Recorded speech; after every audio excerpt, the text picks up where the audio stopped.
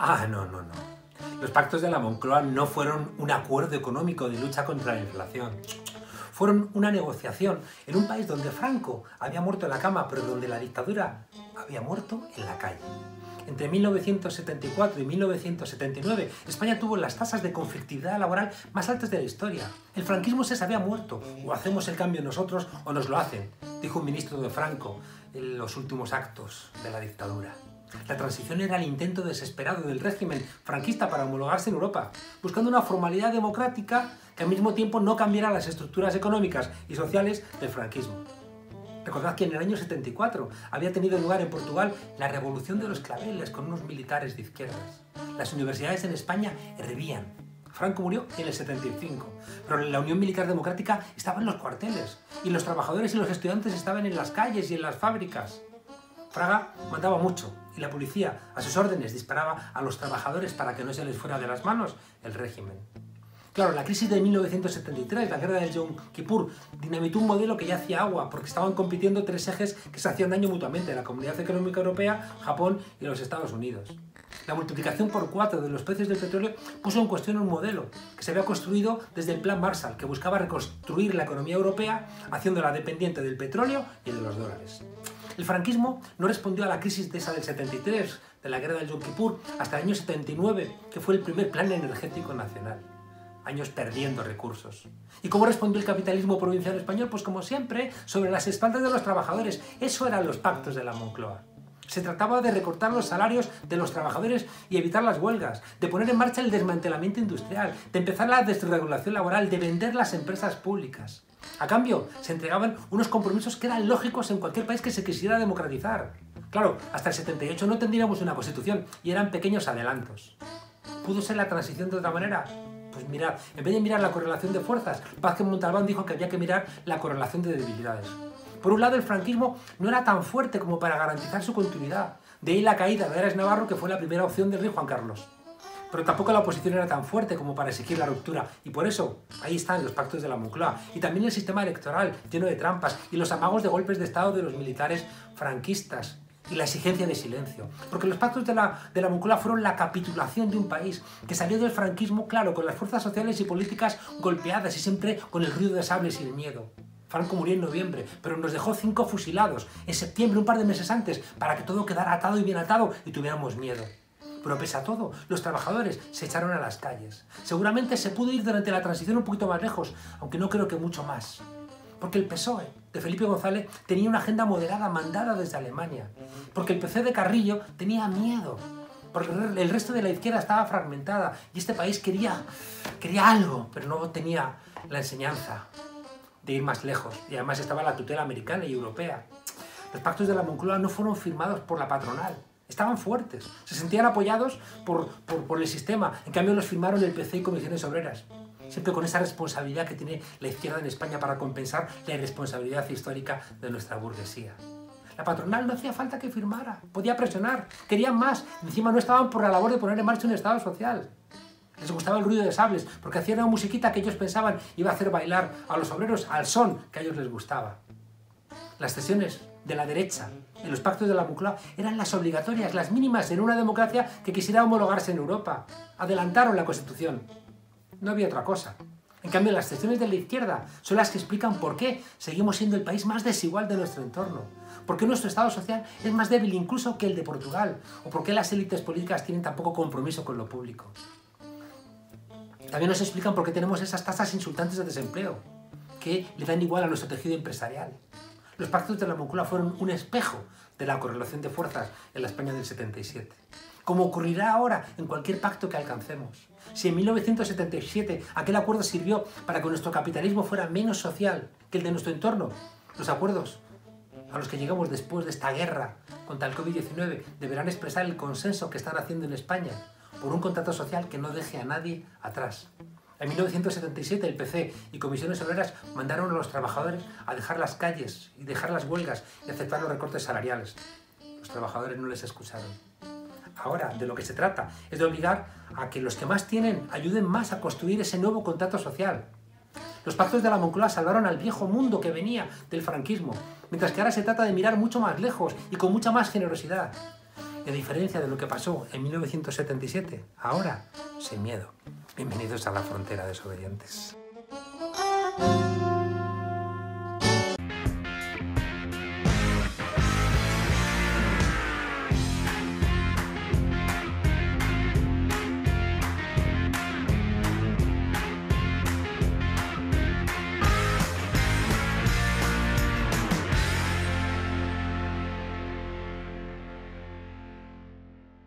Saludos desde esta frontera confinada. Hoy vamos a hablar de un tema que ha irrumpido en el ámbito laboral con muchísima fuerza. Nuestra invitada dice que los autónomos son el cuarto de atrás de la precariedad. ¿Y cómo será la tarea de los autónomos que incluso empresarios sin escrúpulos han creado falsos autónomos? Que es casi como crear, no sé, ¿qué? Falsos esclavos, falsos ¿qué? Para intentar responder a ese papel, ¿no?, de los autónomos en un país como España, donde son tan relevantes, donde la pequeña y mediana empresa tiene tanta relevancia social, hemos invitado a María José Landaburu, portavoz de la Unión de Asociaciones de Trabajadores Autónomos y Emprendedores, UATAE. ¿Cómo estás? Muchísimas gracias por acompañarnos, María José. Muy bien, buenos días. Encantada de estar contigo. Oye, María José, ¿qué es un autónomo? Bueno, tú decías hace un momento falsos esclavos. Yo creo que en buena parte del colectivo no somos falsos esclavos, sino esclavos directamente, ¿no? Hay algunas teorías que dicen que los autónomos ahora tenemos una posición parecida a lo que tenían los obreros antes en la Revolución Industrial, ¿no? Una posición de absoluta inseguridad, de falta de protección social, de falta de reconocimiento público y de una ausencia de regulación suficiente, una regulación protectora que nos permita realizar una actividad tan loca como la que llevamos a efecto con unas ciertas garantías. En definitiva, somos como lo más precario de todo el trabajo. ¿Qué te hace? ¿Cuál es la condición de autónomo? ¿Cómo se logra? ¿Cómo se diferencia un autónomo de otro empresario, de un trabajador?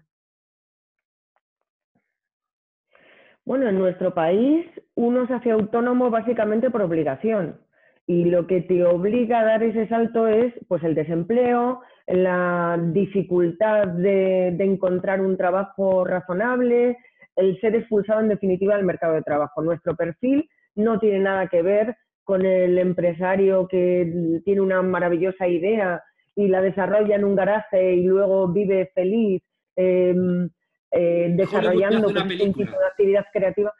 Total, aquí lo que somos es gente precaria, que habitualmente hemos sido, ya te digo, expulsados y que buscamos la manera de buscarnos la vida, ¿no? Básicamente por eso en España tenemos comportamiento anticíclico. Es decir, cuando aumenta el paro, aumentamos los autónomos. Y esta es la situación. ¿Qué es lo que nos diferencia de los empresarios, por decirlo así? Bueno, pues que nosotros trabajamos.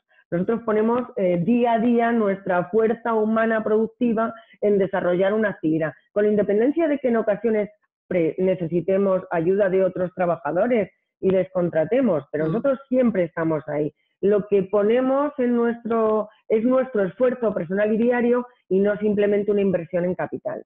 Ya. Bueno, eso implica que tenéis que pagar una cuota, ¿no?, a la seguridad social, tenéis que llevar una serie ¿Sí? Es el único libros de contabilidad.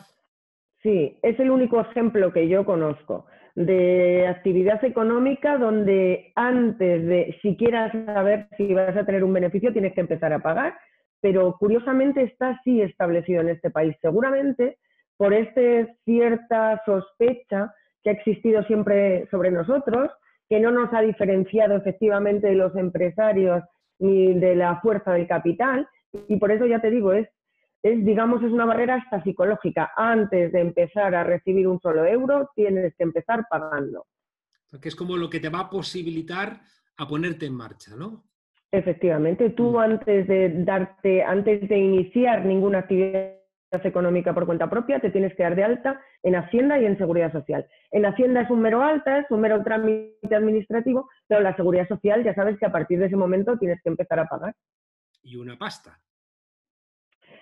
Bueno, y una pasta. El problema de la seguridad social en nuestro país con los autónomos es que no discrimina. Tú eliges lo que quieres pagar. De tal manera que la señora Botín, por ponerte algún ejemplo, puede pagar lo mismo que una persona joven que se da de alta y que empieza, ¿no?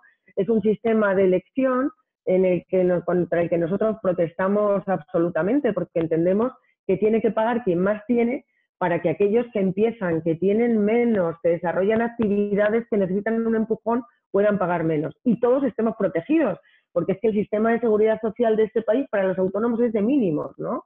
Muy recientemente hemos conquistado metas como son la enfermedad profesional, el accidente de trabajo, una prestación por cese de actividad, en fin, o sea, tenemos un sistema de mínimos que no nos protege en todas las contingencias que nos van a suceder a lo largo de la vida. Y eso, nosotros creemos profundamente en la seguridad social pública y creemos que hay que contribuir y hay que pagar, pero claro, en función de lo que uno ingresa, tendrán que pagar más los que más tienen para hacer posible que los que menos tengan estén protegidos y paguen menos. Eso dice la Constitución. Oye, María José, igual que hay diferentes tipos de sindicatos, hay diferentes tipos de asociaciones de empresarios, perdón, de autónomos.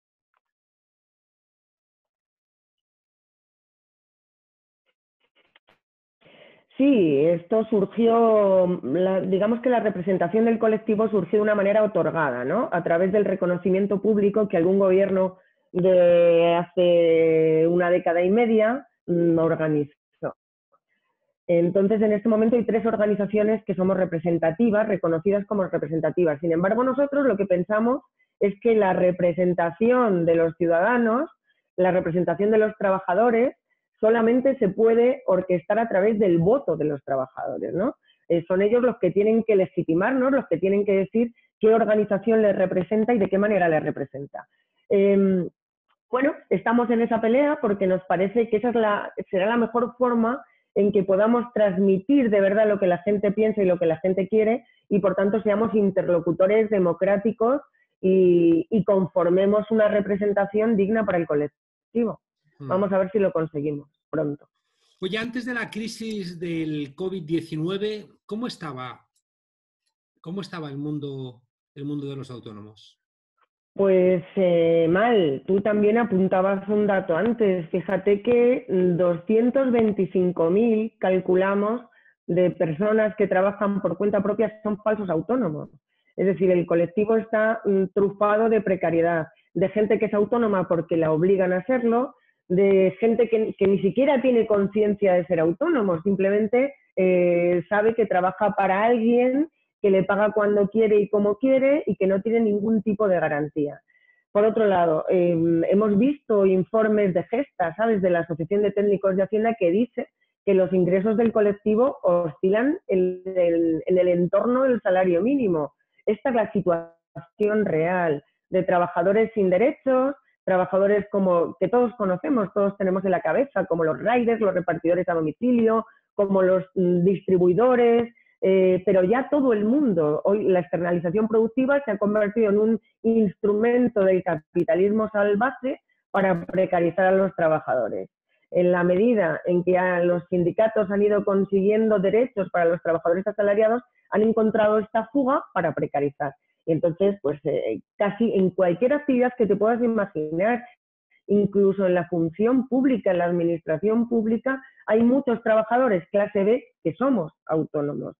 Y bueno, esto existía antes, además en un entorno, como te decía, de precariedad también desde el punto de vista de la protección pública, de la protección social, donde resulta que tenemos pensiones que son un 40% inferiores a las que tienen los asalariados, o que ser madre o padre te exige renunciar, o eres madre o padre o sigues con tu actividad, o que no tienes un desempleo que realmente exista para el colectivo. Es decir, es una situación de verdad de absoluta precariedad para la mayor parte del colectivo. Luego hay una pequeña parte que funciona de otra manera y que vive mejor. Pero el entorno antes de la crisis ya era de mucha preocupación y de un severo disgusto, ¿no?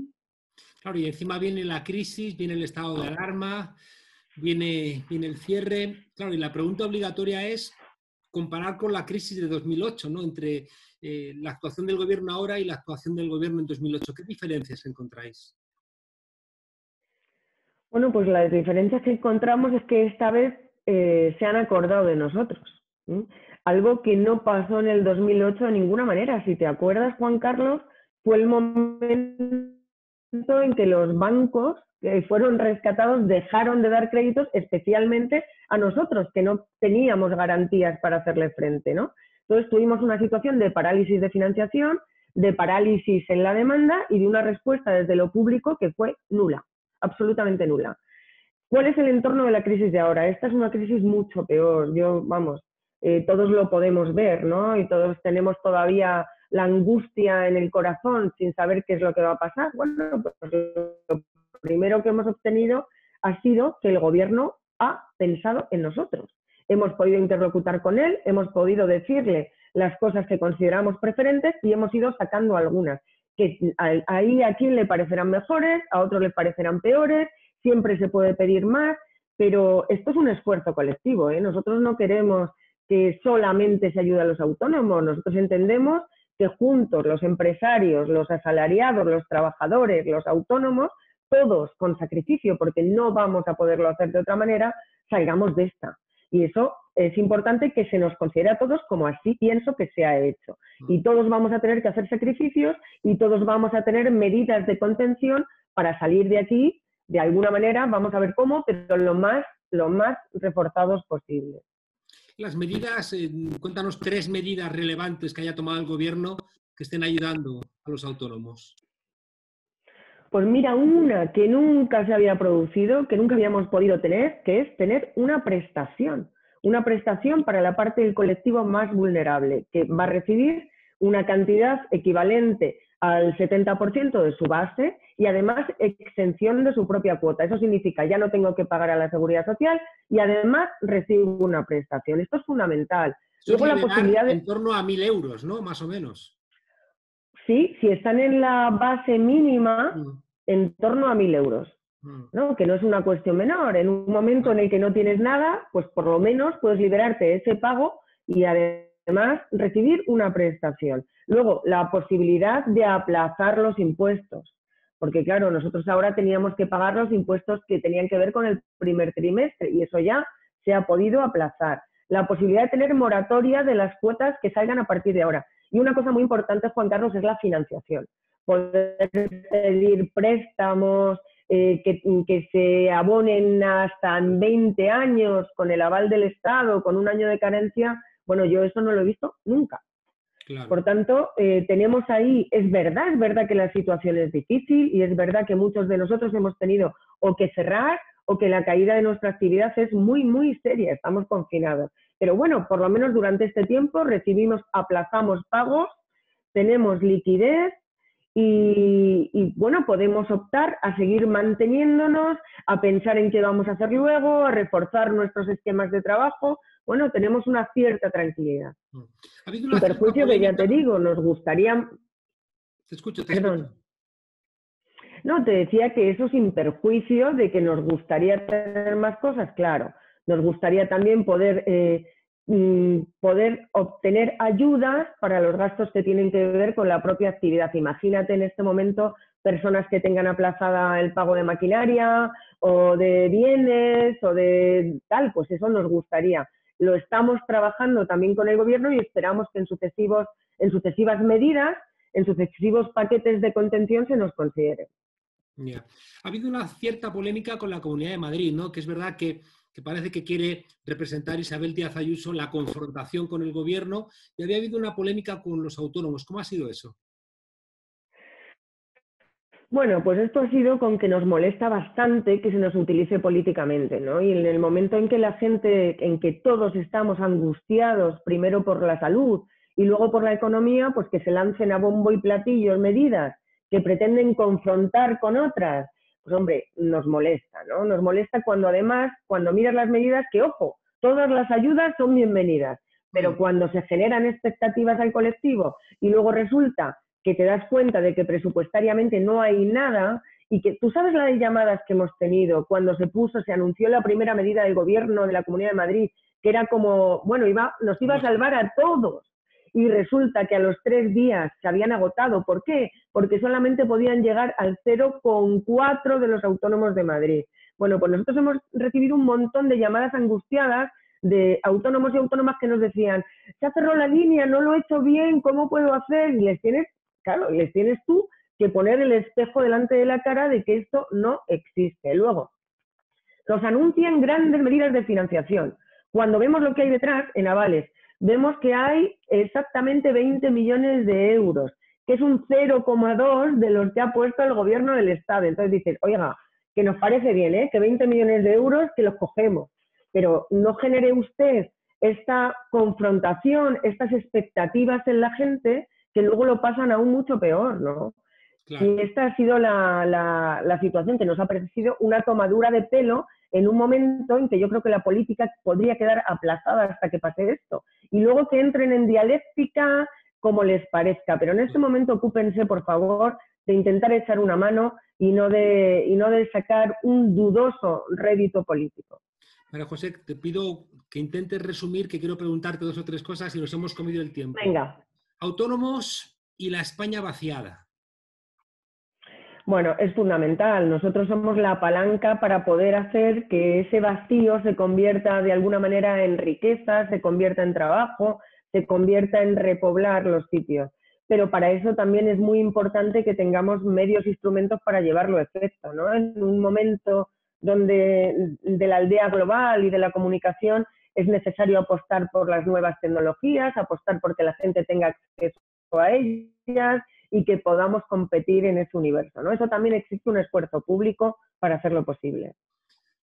El mundo de los autónomos y las mujeres.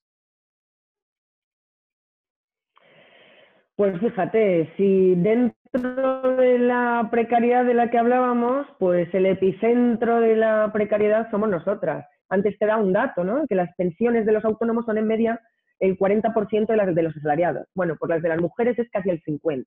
Es decir, somos dentro de los pobres los más pobres, ¿no? Todavía tenemos todo tipo de techos de cristal. Fíjate que aunque en las universidades estamos en todo el mundo que tú conoces bien, en todas las ramas de la actividad, compitiendo absolutamente, luego en el ejercicio del trabajo autónomo estamos muy reducidos a determinados ámbitos del que no salimos. Nada de estar en la dirección de las grandes empresas, nada de ser titulares de las empresas. En muchas ocasiones lo que somos ayudas familiares, somos las que estamos en la sombra. Y te iba a decir imposible, bueno, muy difícil tener una familia y a la vez trabajar en este mundo que no tiene horarios, que no tiene servicios, que no tiene limitaciones de jornada. Bueno, es muy complicado ser madre y ser autónoma. Yo te cuento personalmente, yo tengo 3 hijos, 2 de ellos son adoptivos. Con mi primera hija a la semana, que fue la que fue biológica, ya estaba trabajando, y a los otros 2 los saqué del centro de menores para llevármelos al despacho. O sea, algo que me recriminan permanentemente, pero no había otra manera. Era poder seguir trabajando y seguir comiendo o no. Por lo tanto, es una situación muy, muy complicada. Aún así, yo creo que cuando pase todo esto y hagamos reflexiones sobre el mundo que nos espera, uno debe ser ¿no? El papel de la mujer en el trabajo autónomo, en la economía, en la política y en la sociedad. Yo espero que ahí las autónomas también juguemos un papel positivo que aporte cosas. María José, para despedirnos, ¿cómo vislumbras el mundo de los autónomos después de esta crisis, de esta pandemia, del estado de alarma y bueno, y todo lo que ha implicado, ¿no?, de desestructuración de nuestro mundo laboral? Bueno, pues yo creo que nos tendremos que reinventar, ¿no? Y que todo este desastre tiene que servir también para que sea una oportunidad y para que podamos, desde luego, formular las relaciones del trabajo de mejor manera, con más equilibrio, con más protección, con más reconocimiento, pero luego yo creo que también las actividades tienen que ser de otra forma, tienen que ser menos extractivas, menos abusivas para nuestro entorno, para nuestros trabajadores, también para la naturaleza, más participativas en términos de mujeres, de jóvenes, de exclusión.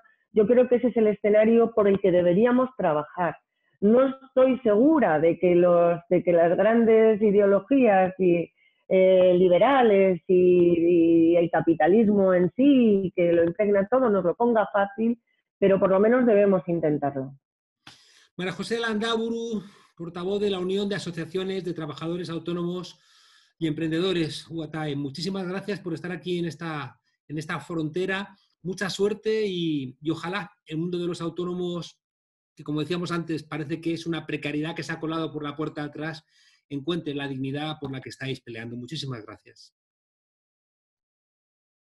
Gracias a ti, Juan Carlos. Ojalá que así sea. Hasta pronto.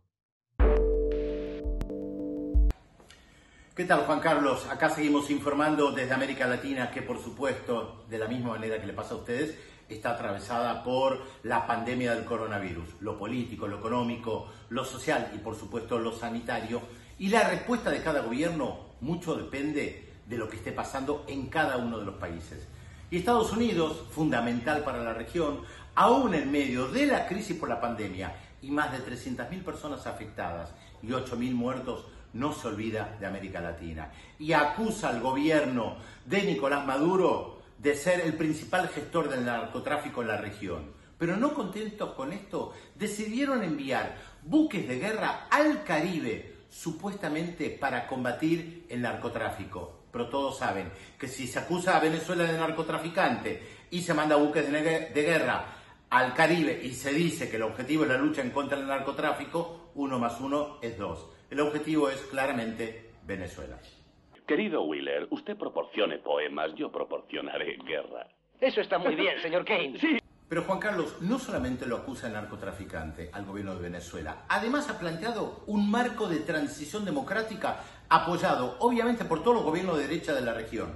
¿Qué se dice allí? Que si se sigue una serie de recomendaciones hechas por los Estados Unidos que implican que no va a participar de unas futuras elecciones tampoco Nicolás Maduro, tal vez al final del túnel se levanten las sanciones a Venezuela. Algo que obviamente no puede ser aceptado por el gobierno de Venezuela, que además sufre hoy un bloqueo económico, militar con los buques de guerra en el Caribe respecto al tema del petróleo y sanitario. Porque Venezuela hoy, si no fuera por Rusia y por China, tendría serias dificultades para recibir ayuda sanitaria por las presiones de los Estados Unidos a numerosos países.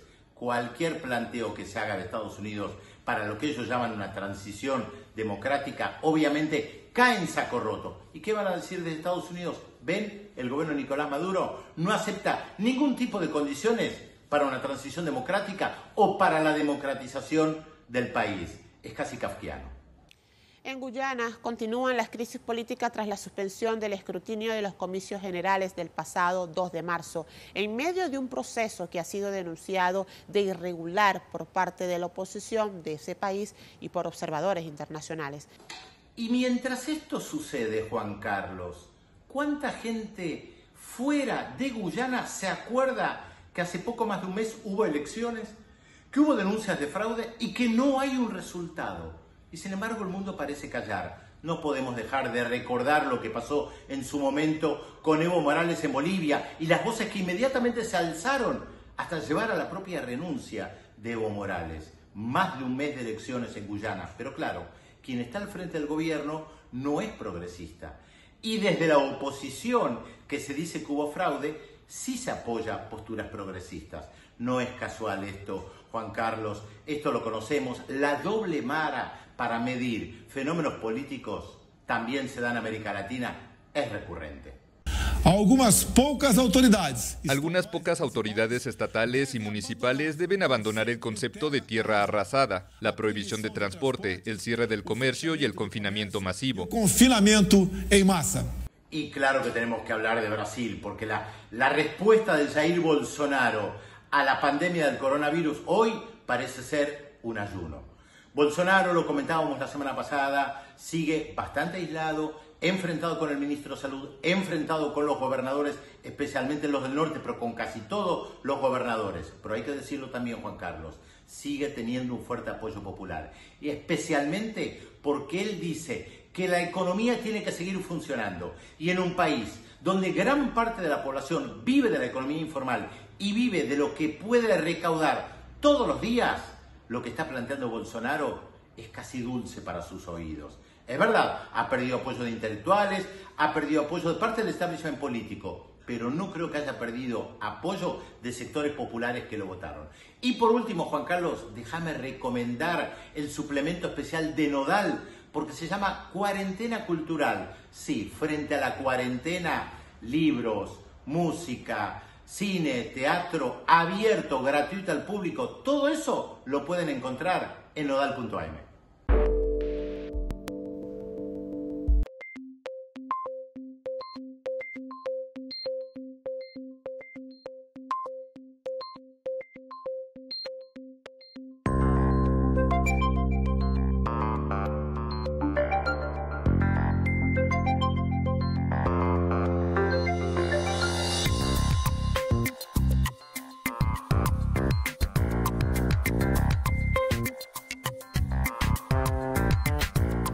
Escuchando estas palabras, hay una España, esa que nos hiela el corazón, que se habrá puesto tristísima. Qué pena que les dé pena nuestras alegrías. Porque supongo que algo se estará haciendo bien, cuando la cifra de fallecidos diarios ha vuelto a caer, por fortuna, por cuarto día consecutivo. Y el director regional de la OMS para Europa dice estas cosas sobre nuestro país. Hans Kluge afirma ser prudentemente optimista. ¿Cómo? Una luz al final del túnel. Este doctorcillo enterado se está jugando que no le inviten a las redes estas transfascistas del bueno de Javier Negre, de Rosa Díaz y de esos liberales, que son liberales lunes, miércoles y viernes. Claro, porque luego martes, jueves y sábado tiene que pedir pasta al gobierno por parte de las empresas. En fin, que ese alto cargo de la OMS ha calificado las medidas de audaces y alaba los enfoques innovadores del gobierno. Que hay algo que no me encaja. ¿Se estará refiriendo Kluge al mismo gobierno que gente tan enterada como Abascal y Bertín Osborne, expertos en situaciones víricas, quieren meter en la cárcel? ¿Será verdad que Bertín Osborne, que Santi Abascal, que María Claver, que los tertulianos de las tertulias, cada vez que van ahí a verlas, al salir le dan títulos? Doctor en epidemiología por la Universidad de Twitter, magíster en contagios en el Instituto de Altos Estudios de Tertulia de Arriba, experto en situaciones víricas de la Universidad de A Posteriori. ¿Será que les nombran doctores en políticas públicas erradas? Esta gente les da los títulos donde a Pablo Casado. Vamos, que la Organización Médica de la Salud ha alabado al gobierno y Pablo Casado, en venganza, ha decidido romper el consenso de los balcones y ha pedido que la gente ponga crespones negros. Estos del bulo además son carroñeros y no les importa romper ese lugar de encuentro que estamos haciendo todos, pensemos lo que pensemos, a las 8 de la noche. Las alarmas han debido encender en la calle Génova y también en algún otro medio de comunicación. Porque ¿cómo van a pedir la dimisión de Salvador Illa si el organismo que más sabe sobre sanidad dice que su gestión está siendo modélica? ¿Qué será de la oposición si la Organización Mundial de la Salud elogia las decisiones del gobierno progresista? No les va a quedar otra que recurrir, pues no sé, a Venezuela. Trump ya está situando sus portaaviones en el Caribe, por si la pandemia del coronavirus se le escapa de las manos y tiene que tapar unos cuantos cientos de miles de muertos. Bueno, en España también nos queda que estos de la oposición pongan el himno de la Legión, esa oda al amor, a la muerte, que con tanta devoción cantan por estas fechas. Menos mal que está el PP, porque, por ejemplo, en Madrid, para solventar el asunto de los miles de ancianos muertos en las residencias, principalmente privadas, la presidenta Ayuso ha nombrado a Encarnación Burgueño, que es la hija del ideólogo de la privatización sanitaria del PP. ¡Anda tú! Burgueño además carece de experiencia en el sector de las residencias, no tiene ni idea de equipamientos sociosanitarios.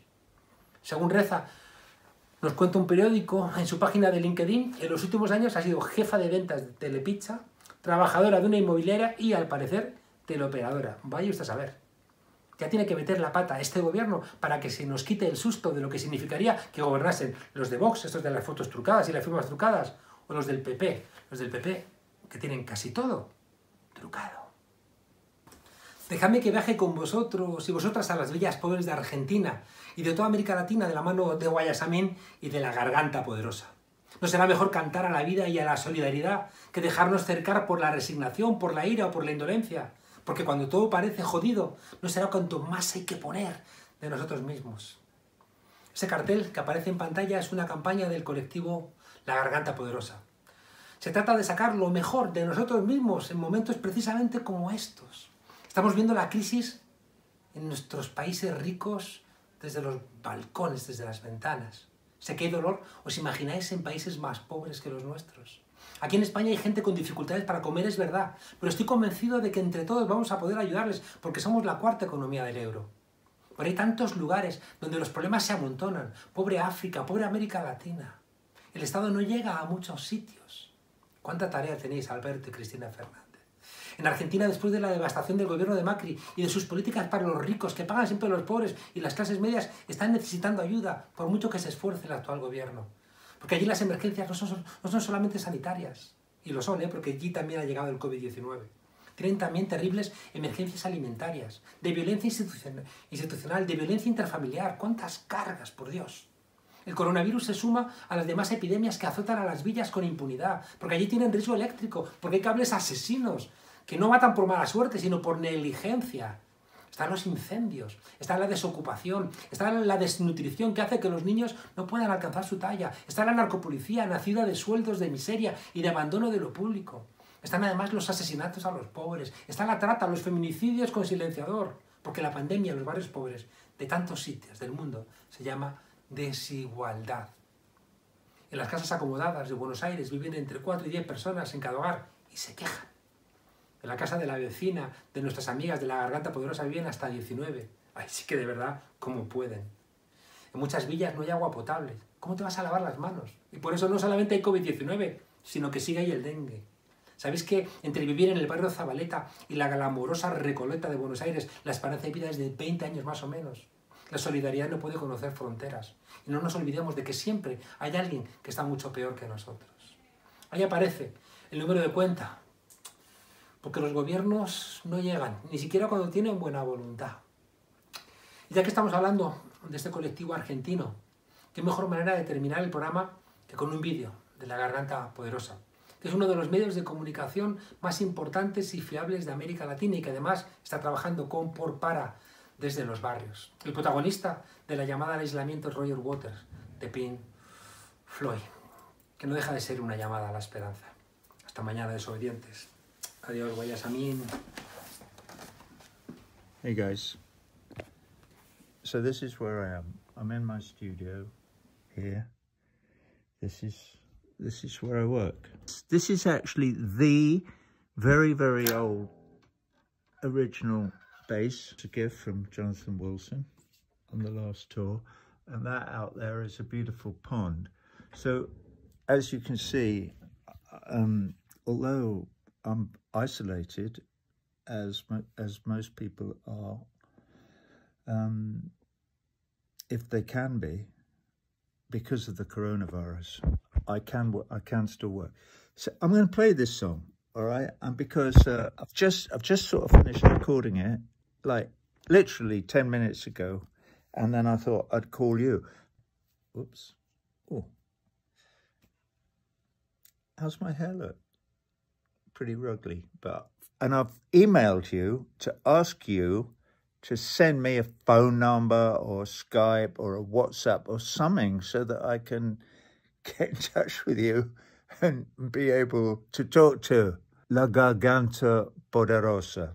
I know it's a newspaper and I know it's international and I know you speak to probably millions of people all over South America. And I know you're doing great work and I know you're grassroots and I sort of know all about you. Well, I don't know all about you, but I know a little bit about you. All right, ready? This is going to record now. I hope you can hear it.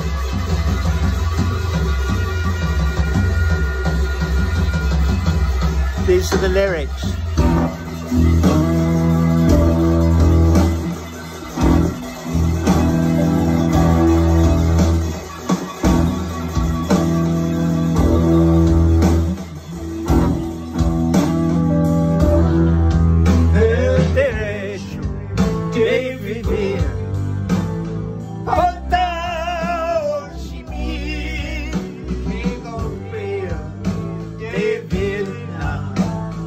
Todo